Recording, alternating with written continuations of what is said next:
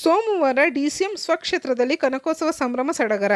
ಈ ಕನಕೋತ್ಸವದ ಅಂಗವಾಗಿ ವಿವಿಧ ಕಾರ್ಯಕ್ರಮಗಳ ನಡುವೆ ರಂಗೋಲಿ ಸ್ಪರ್ಧೆ ಮನಸೂರೆಗೊಂಡಿತು. ಕನಕಪುರ ನಗರದ ವಿವಿಧ ಬಡಾವಣೆಗಳಲ್ಲಿ ಮಹಿಳೆಯರು ರಂಗುರಂಗಿನ ರಂಗೋಲಿ ಬಿಡಿಸಿದ್ದರು. ಡಿಸಿಎಂ ಡಿಕೆ ಶಿವಕುಮಾರ್ ಪ್ರತಿ ವಾರ್ಡ್ಗೂ ಭೇಟಿ ನೀಡಿ ರಂಗೋಲಿ ವೀಕ್ಷಣೆ ಮಾಡಿದರು. ಬಣ್ಣ ಬಣ್ಣದ ರಂಗೋಲಿ ನೋಡಿ ಮೆಚ್ಚುಗೆ ವ್ಯಕ್ತಪಡಿಸಿದರು. ರಂಗೋಲಿ ಬಿಡಿಸಿದ ಪ್ರತಿ ಮಹಿಳೆಯರಿಗೂ 500 ರುಗಳನ್ನು ನೀಡಿ ಗೌರವಿಸಿದರು. ಈ ಕಾರ್ಯಕ್ರಮದಲ್ಲಿ ಮಾಜಿ ಸಂಸದ ಡಿಕೆ ಸುರೇಶ್, ಗ್ಯಾರಂಟಿ ಅನುಷ್ಠಾನ ಸಮಿತಿ ಅಧ್ಯಕ್ಷ ಎಚ್ಎಂ ರೇವಣ್ಣ, ಅಧ್ಯಕ್ಷೆ ಪುಷ್ಪಾ ಅಮರನಾಥ್ ಭಾಗಿಯಾಗಿದ್ದರು. ಇದೇ ಸಂದರ್ಭದಲ್ಲಿ ಕನಕಪುರದ ಕನಕೋತ್ಸವದ ಹಿನ್ನೆಲೆ ಡಿಕೆ ಬ್ರದರ್ಸ್ ಜಂಟಿ ಸುದ್ದಿಗೋಷ್ಠಿ ನಡೆಸಿದರು. ತಾಲೂಕು ಕ್ರೀಡಾಂಗಣದಲ್ಲಿ ಸುದ್ದಿಗೋಷ್ಠಿ ನಡೆಸಿ ಕನಕೋತ್ಸವದ ಬಗ್ಗೆ ಮಾಹಿತಿ ಹಂಚಿಕೊಂಡರು. ಮಾಜಿ ಸಂಸದ ಡಿಕೆ ಸುರೇಶ್ ಮಾತನಾಡಿ, ನಾವು 16 ವರ್ಷಗಳಿಂದ ಕನಕೋತ್ಸವ ಮಾಡಿಕೊಂಡು ಬರ್ತಿದ್ದೇವೆ. ಇದು 7ನೇ ಕನಕೋತ್ಸವ ಕಾರ್ಯಕ್ರಮ. 5 ವಿಧಾನಸಭಾ ಕ್ಷೇತ್ರದಲ್ಲಿ ಕನಕೋತ್ಸವದ ಅಂಗವಾಗಿ ಹಲವು ಕಾರ್ಯಕ್ರಮಗಳನ್ನು ಮಾಡಿದ್ದೇವೆ. ರಾಮನಗರದಲ್ಲಿ ರಾಮೋತ್ಸವ, ಚನ್ನಪಟ್ಟಣದಲ್ಲಿ ಬೊಂಬೇನಾಡ ಉತ್ಸವ, ಮಾಗಡಿಯಲ್ಲಿ ಕೆಂಪೇಗೌಡ ಉತ್ಸವ, ಕುಣಿಗಲ್ನಲ್ಲಿ ಕುಣಿಗಲ್ ಉತ್ಸವ ಮಾಡಿದ್ದೇವೆ. ಕಲೆ, ಸಾಂಸ್ಕೃತಿಕ ಹಾಗೂ ಕ್ರೀಡೆಯನ್ನು ಉತ್ತೇಜಿಸುವ ಸಲುವಾಗಿ ಈ ಕಾರ್ಯಕ್ರಮ ಮಾಡಿದ್ದೇವೆ. ಅಂತಿಮವಾಗಿ ಕನಕಪುರದಲ್ಲಿ ಜಿಲ್ಲಾ ಮಟ್ಟ ಕಾರ್ಯಕ್ರಮ ಮಾಡಿದ್ದೇವೆ. ಮನೆಗೆ 5 ಗ್ಯಾರಂಟಿ, ಮನೆಗೊಂದು ರಂಗೋಲಿ ಎಂಬ ಹೆಸರಿನಲ್ಲಿ ಕಾರ್ಯಕ್ರಮ ಮಾಡಿದ್ದು, ಸ್ಪರ್ಧೆಯಲ್ಲಿ ಗೆದ್ದವರಿಗೆ ಬಹುಮಾನ ನೀಡಲಾಗುವುದು ಎಂದು ತಿಳಿಸಿದರು. ನಂತರ ಡಿಸಿಎಂ ಡಿಕೆ ಶಿವಕುಮಾರ್ ಮಾತನಾಡಿ, ಕನಕೋತ್ಸವ ನಮ್ಮ ದೇಶದ ಶಕ್ತಿ, ಸಂಸ್ಕೃತಿ, ಗ್ರಾಮೀಣ ಪ್ರದೇಶದ ಪ್ರತೀಕ ಎಂದರು. ಎಲ್ಲವನ್ನು ಗುರುತಿಸಿ ಪ್ರತಿಭೆಗೆ ಅವಕಾಶ ಕೊಡುವ ಕಾರ್ಯಕ್ರಮ. ಕನಕಪುರದ ಕನಕೋತ್ಸವದ ಅಂಗವಾಗಿ ಅನೇಕ ಕ್ಷೇತ್ರದಲ್ಲಿ ಕಾರ್ಯಕ್ರಮ ಮಾಡಿದ್ದೇವೆ. ಇಂದು ಮನೆಗೊಂದು ರಂಗೋಲಿ ಕಾರ್ಯಕ್ರಮ. ಜನವರಿ 28ರಿಂದ ಫೆಬ್ರವರಿ 1ರವರೆಗೆ 5 ದಿನಗಳ ಕಾಲ ಅದ್ದೂರಿ ಕಾರ್ಯಕ್ರಮ ಆಯೋಜನೆ ಮಾಡಿದ್ದೇವೆ. ತಾಲೂಕಿನ ಗ್ರಾಮ ದೇವತೆಗಳ ಮೆರವಣಿಗೆ, 250 ದೇವತೆಗಳ ಕಲಾತಂಡಗಳ ಮೆರವಣಿಗೆ. ಜನವರಿ 21ರಂದು ಮ್ಯಾರಥಾನ್ ಆಯೋಜನೆ. ಮನರೇಗಾ ಬಗ್ಗೆ ಪ್ರಚಾರ, ಸ್ಥಳದಲ್ಲೇ ಚಿತ್ರ ಬಿಡಿಸುವ ಸ್ಪರ್ಧೆ, ವಾಯ್ಸ್ ಆಫ್ ಕನಕೋತ್ಸವ, ಕೇಶವಿನ್ಯಾಸ ಸ್ಪರ್ಧೆ, ಸಾಂಪ್ರದಾಯಿಕ ಉಡುಗೆ ತೊಡುಗೆ ಸ್ಪರ್ಧೆ, ರಸಮಂಜರಿ ಕಾರ್ಯಕ್ರಮ, ಶಾಲಾ ಕಾಲೇಜು ಮಕ್ಕಳಿಗೆ ಪ್ರತಿಭಾ ಪುರಸ್ಕಾರ, ಮೆಹಂದಿ ಸ್ಪರ್ಧೆ ಹಮ್ಮಿಕೊಳ್ಳಲಾಗಿದೆ. ಸಂಚಿತ್ ಹೆಗ್ಡೆ, ನವೀನ್ ಸಜ್ಜು, ಚಂದನ್ ಶೆಟ್ಟಿ ಅವರಿಂದ ಸಂಗೀತ ರಸಸಂಜೆ ಕಾರ್ಯಕ್ರಮ, ಕುಸ್ತಿ ಹಾಗೂ ವಿವಿಧ ಕ್ರೀಡಾ ಕಾರ್ಯಕ್ರಮ ಆಯೋಜನೆ ಮಾಡಿದ್ದೇವೆ. ಡಿಸಿಎಂ ಮಂತ್ರಿ ಎಲ್ಲ ಬೆಂಗಳೂರಿಗೆ, ಇಲ್ಲಿ ನಾನು ಕ್ಷೇತ್ರದ ಶಾಸಕ ಅಷ್ಟೇ. 5 ದಿನಗಳ ಕಾಲ ಕಾರ್ಯಕ್ರಮದಲ್ಲಿ ನಾನು ಕೂಡ ಭಾಗಿಯಾಗುತ್ತೇನೆ ಎಂದು ತಿಳಿಸಿದರು. ಎಲ್ಲ ಮಾಧ್ಯಮ ಸ್ನೇಹಿತಗಳೇ, ಈಗಾಗಲೇ ನಮ್ಮ ಸುರೇಶ್ ಅವರು ತಿಳಿಸಿದಂಗೆ ನಮ್ಮ ರಾಜ್ಯದ ಅಧ್ಯಕ್ಷರಾದಂಥ ಗ್ಯಾರಂಟಿ ಅಧ್ಯಕ್ಷರಾದಂಥ ರೇವಣ್ಣ ಅವರು, ಪುಷ್ಪಾ ಅಮರನಾಥ್ ಅವರು ಅವರೆಲ್ಲ ಕೂಡ ಭಾಗಿಯಾಗಿದ್ದಾರೆ. ಮತ್ತು ನಮ್ಮ ಸ್ಥಳೀಯ ಎಲ್ಲ ನಾಯಕರುಗಳು ಕೂಡ ಎಲ್ಲ ಇದ್ದಾರೆ, ತಮಗೆಲ್ಲ ಗೊತ್ತಿದೆ. ಈ ಕನಕೋತ್ಸವ ನಮ್ಮ ದೇಶದ ಶಕ್ತಿಯ, ನಮ್ಮ ಒಂದು ಸಂಸ್ಕೃತಿ, ನಮ್ಮ ಸಂಸ್ಕೃತಿ ಬಗ್ಗೆ ಒಂದು ದೊಡ್ಡ ಸ್ಫೂರ್ತಿ. ಗ್ರಾಮೀಣ ಪ್ರದೇಶದ ಯುವ ಪ್ರತಿಭೆಗಳನ್ನು ಗುರುತಿಸಲು ಎಲ್ಲ ರಂಗದಲ್ಲೂ ಕೂಡ ಸಾಹಿತ್ಯ, ಕ್ರೀಡೆ ಮತ್ತು ಸಾಮಾಜಿಕವಾಗಿ, ಶೈಕ್ಷಣಿಕವಾಗಿ ಅವರ ವೃತ್ತಿ ಎಲ್ಲವನ್ನ ನಾವು ಈಗಾಗಲೇ ಗುರುತಿಸಿರೋದು ತಮ್ಮೆಲ್ಲ ಗೊತ್ತಿರುವಂತ ವಿಚಾರ. ಈ ಉತ್ಸವ ಕಲೆ, ಸಂಸ್ಕೃತಿ, ತಂದೆ ಆದಂತ ಒಂದು ಇತಿಹಾಸವನ್ನ ಮೂಡ್ತಾ ಇದೆ.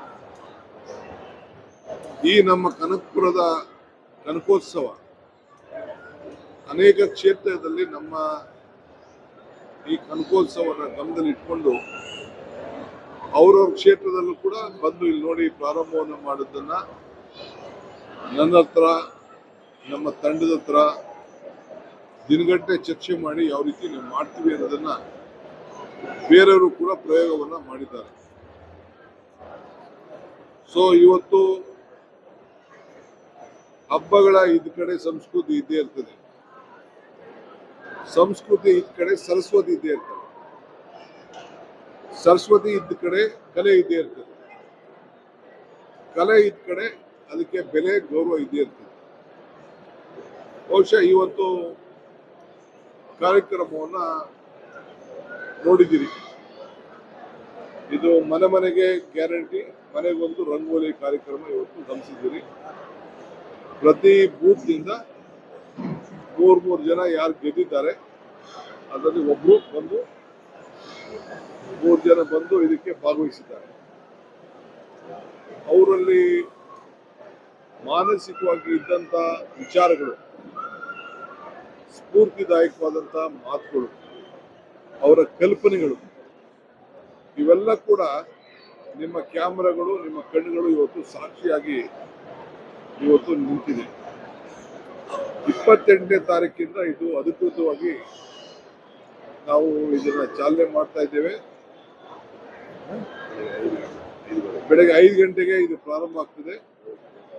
ಯೋಗ ಗುರುಗಳು, ವಚನಾನಂದ ಸ್ವಾಮೀಜಿಗಳು ಇದಕ್ಕೆ ಬರ್ತಾ ಇದ್ದಾರೆ. ಸೊ ಇದು ಈಗಾಗಲೇ 3 ತಿಂಗಳಿಂದ ಸಿದ್ಧತೆ ನಡೆದು ಹಳ್ಳಿಗಳಲ್ಲಿ, ತಾಲೂಕು ಮಟ್ಟದಲ್ಲಿ ಎಲ್ಲ ಸ್ಪರ್ಧೆಗಳು ಕೂಡ ನಡೆದು, ನೀವು ಕೂಡ ಅನೇಕ ಪ್ರಚಾರವನ್ನೆಲ್ಲ ಕೂಡ ತಾವೆಲ್ಲ ಮಾಡಿದ್ದೀರಿ. ಸೊ 28 ಮನೆ ಮನೆಗೆ ಗ್ಯಾರಂಟಿಯ ರಂಗೋಲೆ ಅವತ್ತು ಕನಕಪುರ ಟೌನ್ನಲ್ಲಿ ಅವತ್ತು ನಡೀತದೆ. ಎಲ್ಲ ಹೊರಗಡೆ ಸುಮಾರು 57,000 ಈಗಾಗಲೇ ರಂಗೋಲಿಗಳನ್ನು ಹಾಕಿದ್ದಾರೆ. ಸುಮಾರು 2,800 ರಂಗೋಲಿಗಳು ಕೆಲವು ಹೊರಗಡೆ ಇರೋರು ಹಾಕಿಲ್ಲ. ಎಲ್ಲ ಪಾರ್ಟಿಯವರು ಕೂಡ ನನ್ನ ಪಾರ್ಟಿ ಪಕ್ಷ ನೋಡಿದೆ.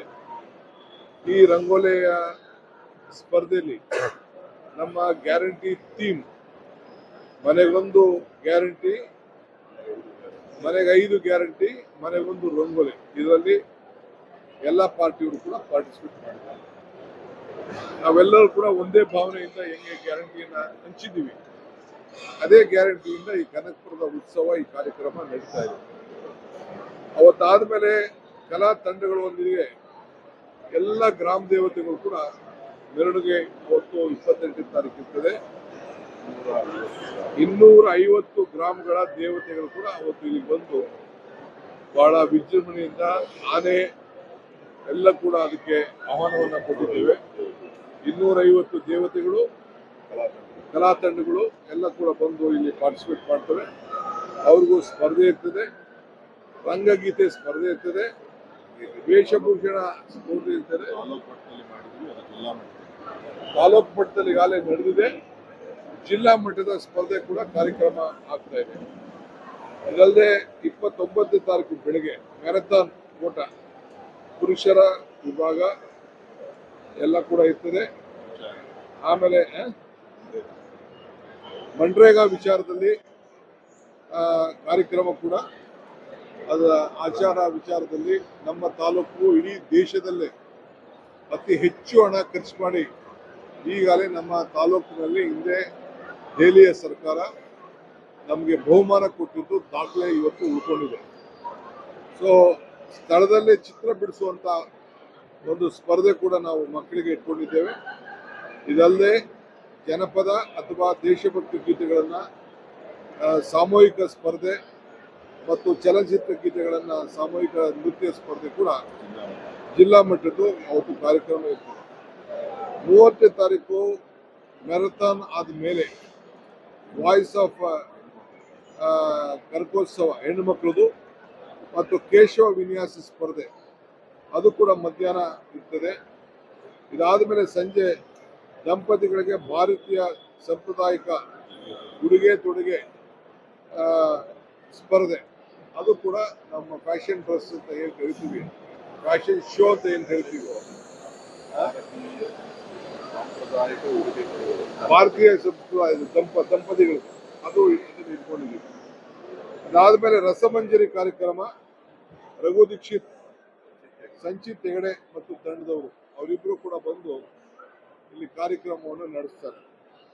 31ನೇ ತಾರೀಕು ಪ್ರತಿಭಾ ಪುರಸ್ಕಾರ ಇರ್ತದೆ.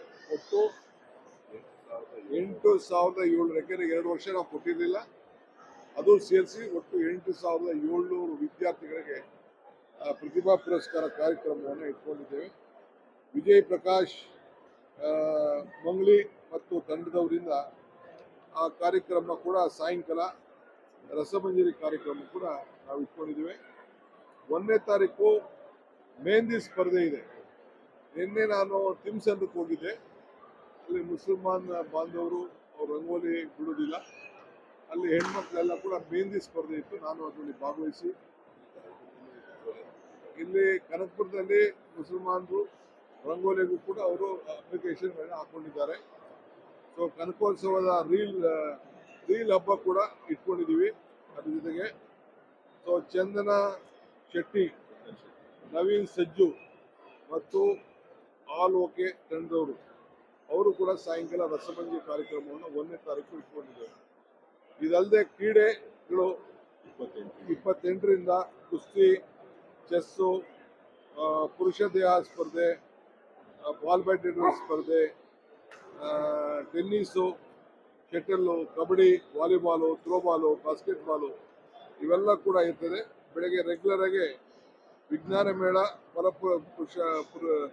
ಪುಷ್ಪ ಪ್ರದರ್ಶನ ಕೂಡ ಪ್ರತಿದಿನ ಬೆಳಗ್ಗೆ 10-10:30 ಗಂಟೆಯಿಂದ ಇರ್ತದೆ. ಬೆಳಗ್ಗೆ 5:30 ಗಂಟೆಗೆ ಯೋಗ ಅಭ್ಯಾಸ ಕೂಡ ಈ ಕಾರ್ಯಕ್ರಮ ಇರ್ತದೆ. ಇದೆಲ್ಲ ಬಹಳ ವಿಶೇಷವಾಗಿ ನಾವು ಮೊದಲಿಂದ ಕೂಡ ಇದನ್ನು ನಾವು ನಡೆಸ್ಕೊಂಡು ಬಂದಿದ್ದೀವಿ. ಇದು ನಾನಿವತ್ತು ಡೆಪ್ಟಿ ಚೀಫ್ ಮಿನಿಸ್ಟರ್ ಅಂತ ನಾನು ಇವತ್ತು ಮಾಡ್ತಾ ಇಲ್ಲ. ಎಲ್ಲ ಕೂಡ ನಾನು ಶಾಸಕರಾಗಿರಲಿ, ಮಂತ್ರಿ ಆಗಿರಲಿ, ಹೊರಗಡೆ ದೇಶಕ್ಕೆ ಹೋಗಿರಲಿ, ಹೊರಗಡೆ ರಾಜ್ಯಕ್ಕೆ ಹೋಗಿರಲಿ, ಎಲ್ಲೋದು ಕೂಡ ಇದನ್ನ ಸತತವಾಗಿ ನಮ್ಮ ತಂಡದವರು ಇದನ್ನ ಮಾಡಿಕೊಂಡು ಬರ್ತಾ ಇದ್ದಾರೆ. ಇದಕ್ಕೆಲ್ಲರೂ ಕೂಡ ಸಹಕಾರ ಮಾಡ್ತಾ ಇದ್ದಾರೆ. ಇಡೀ ನಮ್ಮ ದೇಶದ ಗ್ರಾಮೀಣ ಜನತೆಯ ಕಲೆಗೆ ಒಂದು ಹೊಸ ರೂಪವನ್ನು ಕೊಡಲಿಕ್ಕೆ ಈ ಪ್ರಯತ್ನವನ್ನು ನಾವು ಕನಕೋತ್ಸವದ ಉದ್ದೇಶ ಆಗಿದೆ. ಸೊ ನಮ್ಮ ಸ್ಥಳೀಯ ಪ್ರತಿಭೆಗಳನ್ನು ನಾವು ಬೆಳೆಸಬೇಕು ಅನ್ನೋ ದೃಷ್ಟಿಯಿಂದ ಈ ವೇದಿಕೆಯನ್ನು ನಾವು ತಯಾರು ಮಾಡಿದ್ದೇವೆ. ಸೊ ಗ್ರಾಮೀಣ ಪ್ರತಿಭೆಗಳಿಗೆ ನಾವು ಪ್ರೋತ್ಸಾಹ ಮಾಡಬೇಕಾದ್ದು ನನ್ನ ಕರ್ತವ್ಯ. ಡೆಪ್ಟಿ CM ಮಿನಿಸ್ಟರ್ ಎಲ್ಲ ಕೋಳರೆ ಮೇಲಕ್ಕೆ ಇಲ್ಲೇನಿದ್ರು ಈ ಕ್ಷೇತ್ರದ ನಾನು ಸ್ಥಳೀಯ ಒಬ್ಬ ಪ್ರತಿನಿಧಿ. ಸೊ ಎಲ್ಲರಿಗೂ ಕೂಡ ಉತ್ತೇಜನ ಕೊಡಬೇಕು ಅಂತೇಳಿ ಇವತ್ತು ಎಲ್ಲರೂ ಕೂಡ 100ಕ್ಕೆ 97% ಜನ ಇವತ್ತು ಭಾಗಿಯಾಗಿರೋದು ನನಗೆ ಬಹಳ ಸಂತೋಷ ತಂದಿದೆ. ಅವರ ಜೊತೆಯಲ್ಲಿದ್ದೇನೆ. ನಾನು ಮುಂದಕ್ಕೂ ಕೂಡ ಇಲ್ಲಿ ಬಂದು ಏನು ಕಾರ್ಯಕ್ರಮ ಇರ್ತದೆ ಆ ಕಾರ್ಯಕ್ರಮದಲ್ಲಿ ಪಾಲ್ಗೊಳ್ತೇನೆ. ಒಂದಿನ CLP ಇದೆ, ಅದೊಂದು ಬಿಟ್ಟರೆ ಬೇರೆ ಯಾವ್ದಾದ್ರು ಎಮರ್ಜೆನ್ಸಿ ಡೆಲ್ಲಿಲಿ ಏನಾದ್ರು ಮೀಟಿಂಗ್ ಇದೆ ಅದು ಬಿಟ್ಟರೆ ಎಲ್ಲ ಕಾರ್ಯಕ್ರಮದಲ್ಲೂ ನಾನು ಪಾಲ್ಗೊಳ್ತೇನೆ. ಯುವ ಪ್ರತಿಭೆಗಳನ್ನ ಬೆಳೆಸೋದೇ ಈ ಕನಕೋತ್ಸವದ ಒಂದು ಉದ್ದೇಶ. ಇದು ತಮಗೆಲ್ಲ ಗಮನದಲ್ಲಿ ಇರಲಿ. ಸೊ ಅದರಿಂದ ಪ್ರತಿದಿನ ಇವತ್ತು ಏನು ಬೆಳಗ್ಗೆ ಕಾರ್ಯಕ್ರಮ ನಡೀತದೆ ಅದಕ್ಕೆಲ್ಲ ತಾವೆಲ್ಲ ಮಾಧ್ಯಮದವರು ಬೆಳಗ್ಗೆಯಿಂದ ರಾತ್ರಿವರೆಗೂ ಕೂಡ ಪ್ರಚಾರ ಮಾಡಿ ರಾಜ್ಯಕ್ಕೆ ಮುಟ್ಟಿಸುವಂಥ ಕೆಲಸ ತಾವೆಲ್ಲ ಮಾಡಬೇಕು ಅಂತೇಳಿ ನಮಗೆ ನಾನು ಮನವಿಯನ್ನು